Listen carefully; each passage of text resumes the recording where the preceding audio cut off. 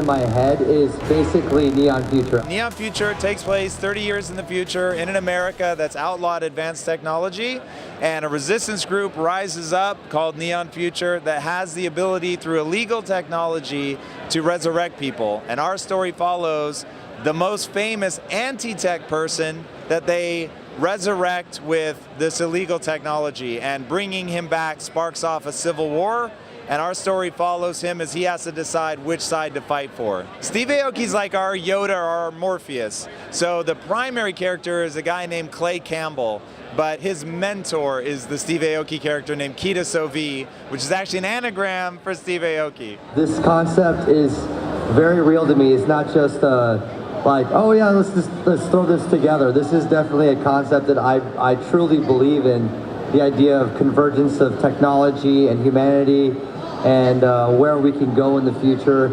And this comic really tells a very dramatic, very sci-fi style story where technology is we want technology to win, and it's a incredible story. Steve, one of my favorite terms used to describe you is that you're a techno-optimist. Tell the audience what a techno-optimist is. Well, I mean, it's kind of exactly what it's all about. Technology in an optimistic view, using technology to really enhance our limitless potentials. And it's opposite of what Elon Musk is saying, where technology will, devour us.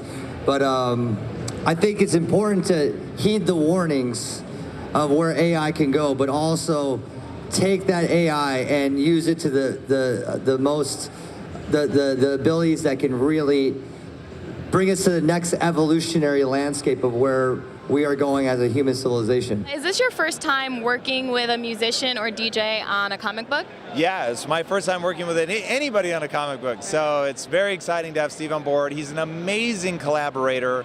His imagination is insane, as I'm sure people can imagine from his music. The story itself is very influenced by his music and his ideology, and Steve really transcends just music. He's just an insanely creative guy, and so having that kind of input and energy has really helped shape the entire project. I really believe that this is the generation, this generation right now, we're at a critical precipice where either we will be the last generation of people to die or the first generation of people to live forever. A lot of the ideas that initially triggered the project were based on things that Steve had said in the past, or visuals, from album covers, or ways in which Steve presents himself to the world. And it's so interesting because this comic is being written in a way I don't know of any other comics being written, in the sense that we've created a writer's room, so it's like we're treating it more like television. It's one of these things that's we're also working together and so collaborative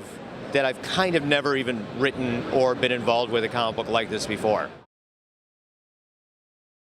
This is Jim Kruger with Mystery Girl Radio. Find Mystery Girl. This is Tom with Mystery Girl Radio. Find Mystery Girl.